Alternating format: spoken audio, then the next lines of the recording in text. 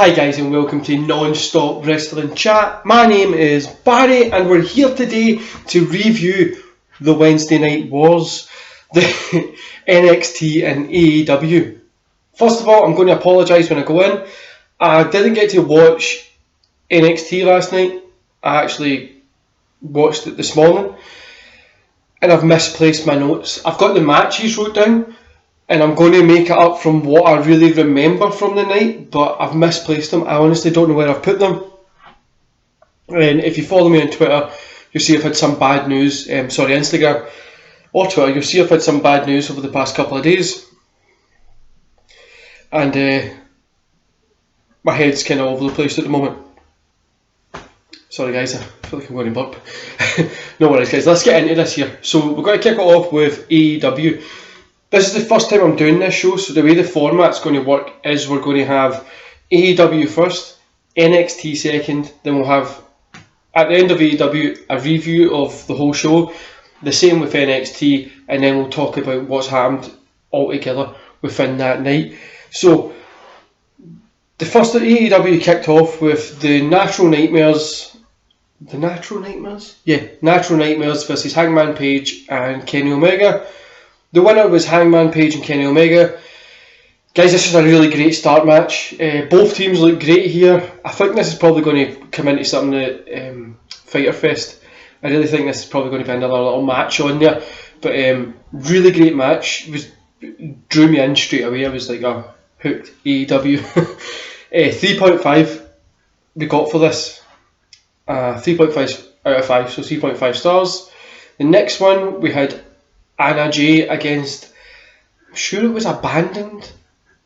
I don't know. So Abandoned was the winner. It was weird because before this, Jay got like a video package promoting her. Then obviously you would think somebody gets this video package, hyping them up and like putting them over. They're going to go out there and they're going to win, but they didn't. It was pretty cool to see like a real life fight. If you're watching the UFC, if a fighter is getting poor hyped up and they're promoting this fighter as the next big thing, the next big Conor McGregor or GSP, and they go out and they get sparked out in the first minute, it's real life. It's more believable that something believable in the professional wrestling standards, okay? But it's more believable that somebody could lose a match even after they've had a promo to. So I really enjoyed that. It kind of eliminated the predictability of wrestling a little bit there, and yeah, I quite liked it. I didn't give this one a rating because it was quite short, so I just left this one blank. The next one we had MJF versus Billy, as apparently WWE are not allowing you to call them Gunn anymore. So yeah, so Billy won this match, and so when I was younger, I loved Billy Gunn. I still to this day watch his matches. It's King of the Ring 1999. Had him VHS, and I fell in love with Billy Gunn during that. He won that tournament, but I fell in love with him during that. I loved DX and stuff like that, but I didn't really focus on Billy Gunn. And then when I watched that match, the one against Ken Shamrock, that kind of match just got me right into it, and I really enjoyed his whole work, and I've just been a fan since then. And I've loved the stuff that he done when he went to TNA, and when he went back to WWE in like the early 2003. So yeah, I'm a big fan of him, and I kind of thought, being bigger than MJF, he was going to do like the big man, I'm a legend in this business and that kind of stuff. But did it turn into a really solid, great match. The whole match was interesting. And the right guy won this. Definitely. So when Billy picked up the win, it was the right person to win it because it's obviously the older star power still winning, but picking it up as kind of the cheapest way possible is the best. 3.5 stars, and it was on for just under 10 minutes. Great, interesting match. Obviously there's things that could be improved. It was just it's a TV show, it's not like a pay-per-view. The next one, I popped. So we had TNT Championship match. Cody Rhodes, and it was Ricky Starks. I've watched this guy's matches on YouTube. I love this guy. I really like his work. I like the things that he's doing. yeah, I just love the things that the guys do. He really is a up and comer, and it was great to see that match. Cody obviously picked up the win, but it was great to see that. I hope they do something with the TNT Championship, like somebody else that's not signed with them might come in and pick it up, and they do a little run with it. I know it's called the TNT Championship, so they'll probably want to keep it on TNT. But if they're the champion, they need to come and defend it. But they're still doing indie shots, and like I think there's a cool way that you'll be able to get that belt over. It's just like a wrestling championship for all wrestlers, not just like a company, even though it's got a company's name on it. That was a 3.5 stars, guys. Sorry, not sure if I told you that. The next one is the Young Bucks versus the Superbad Squad. Now, I like the Young Bucks. I really do. I love what they do. I just really think so they picked up the win. The Young Bucks picked up the win, and I just think it's like, guys, sorry, I don't know why my face is so itchy. I don't know why they keep picking up. The book themselves is always the winner, if that kind of makes sense. Like, it's always like to make them look to come out. But I really think, see if they got bet, it's going to build it up to a point that they do get bet, and it's going to be like a huge loss for them. So then, like, somebody can take that heat. But yeah, I just think a loss here or there isn't going to hurt the guys. But I totally get where they're coming from and what they're doing. 3.5 stars for that again. That was just under 15 minutes, and it was a great little match. The next one we've got here is... Yeah, the next one... Sorry guys, my computer for some reason is playing up. Next one is Chris Jericho against Sammy Guevara. Sorry, Chris Jericho and Sammy Guevara versus the Best Friends. The Best Friends picked up the win here. The middle of this match kind of had a little bit of a lull, but overall it was a great match. I gave it a 2 stars, and it was just over 15 minutes. But yeah, it was good. It wasn't the best match out there, and it definitely wasn't something that I would tell you to go watch straight away. But it was a good, solid match, especially being the main event. Overall, sorry guys, I'm just moving the little prop that I've got here to scroll this down. A mouse. Overall, it was 3.5 out of 5, the whole show. This episode nearly kind of done everything right. It kept the unpredictability in there within wrestling. I like the kind of video package the video package angle.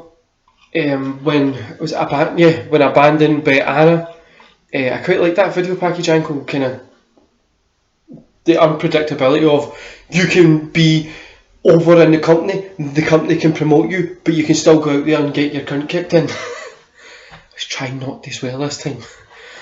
I like Ricky Starks coming out.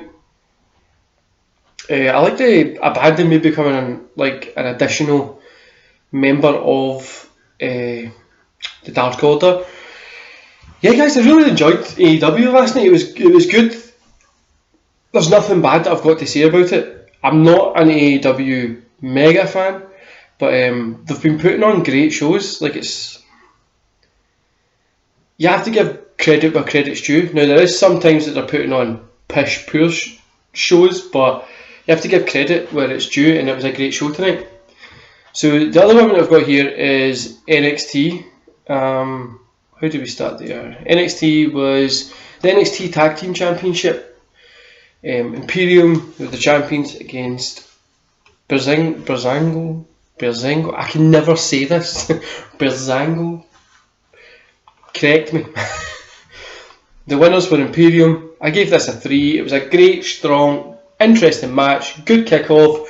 And comparing it to the first match on AEW, it really was like a good, strong match. AEW took the lead the first match, but it was kind of neck and neck. After that, we had Damian Priest versus Killen. It's a 2.5. Priest picked up the win here. It was good, but it was just kind of there. It was a solid boom, just in the middle match. so I gave it 2.5. Then we had, sorry guys, I don't know why I've just stood up in my my heels.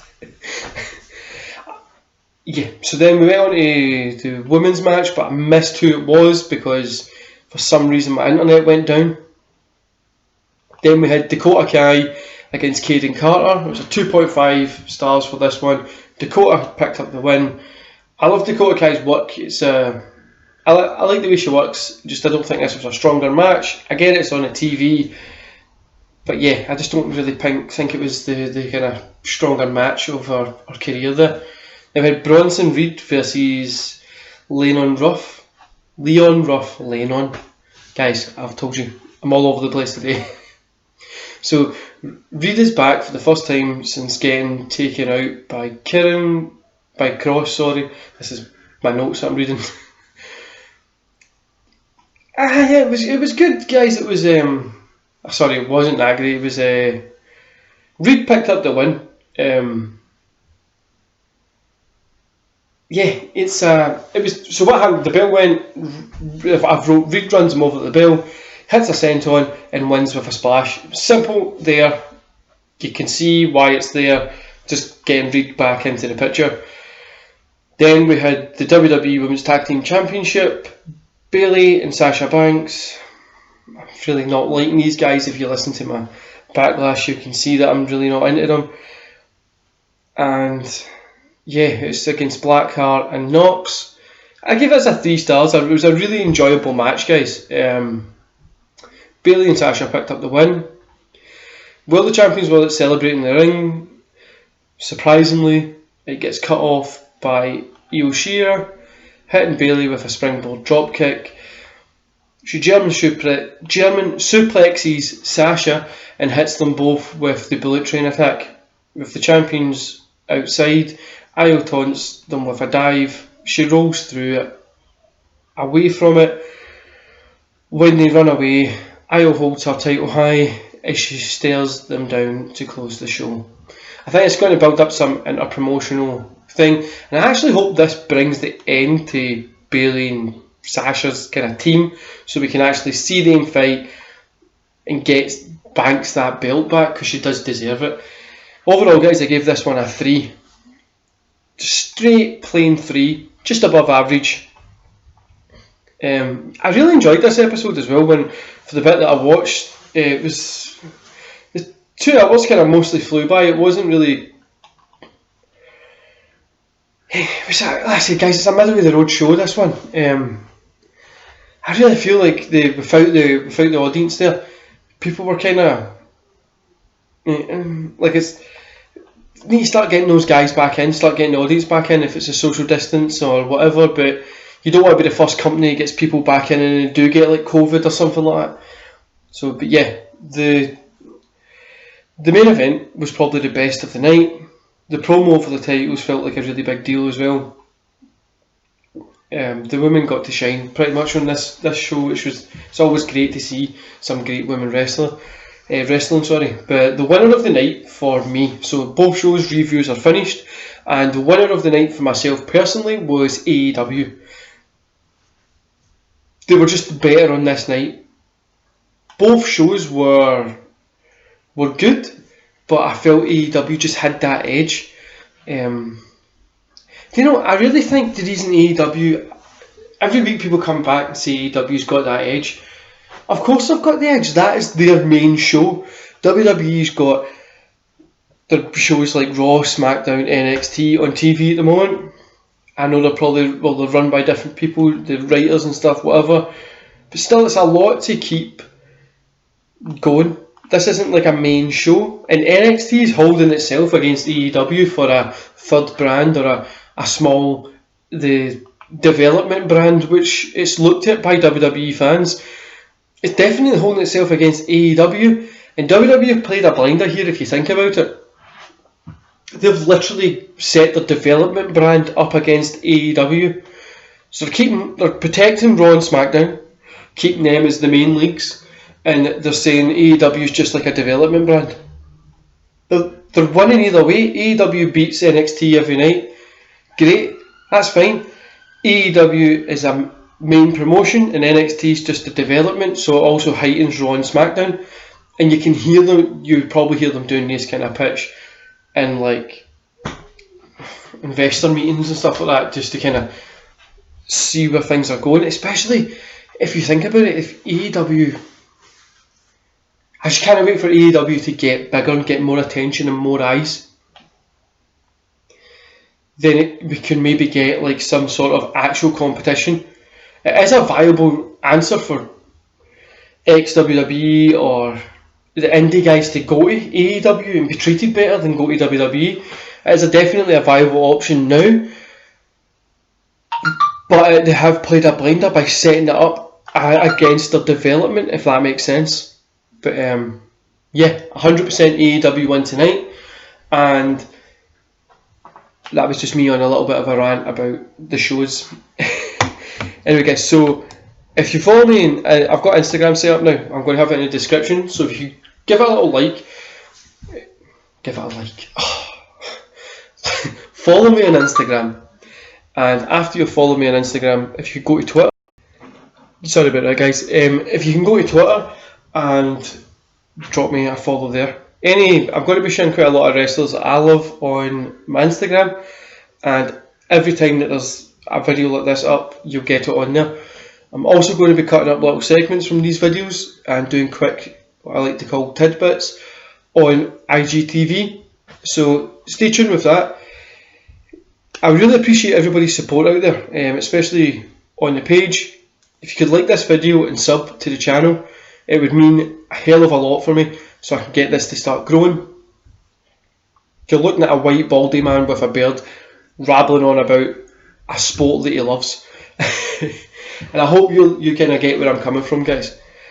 Coming up in the future, so I just wanted to break this down for you today, guys. Coming up in the future, we're going to get podcasts set up. I've got another channel where I run podcasts with entrepreneurs, business owners from all across the world, and I really want to start podcasting with professional wrestlers, people who work in the back office, and since I know quite a few, I thought I'd just start to get them in. The other thing that I wanted to say, guys, is the ones that do follow me on Instagram, you'll see that my gran passed away yesterday. Now, we didn't really have like a loving relationship, to say the least, and I've not seen her for a little bit of time just because of family problems, but finding out she passed away knocked me a little bit yesterday and still got me a little bit today. So the person that she hated most in the world and loved as well, so a love-hate relationship, the wrestler she hated most was Ric Flair. So I hope you are all out there listening to this, and I hope you would join me in a woo.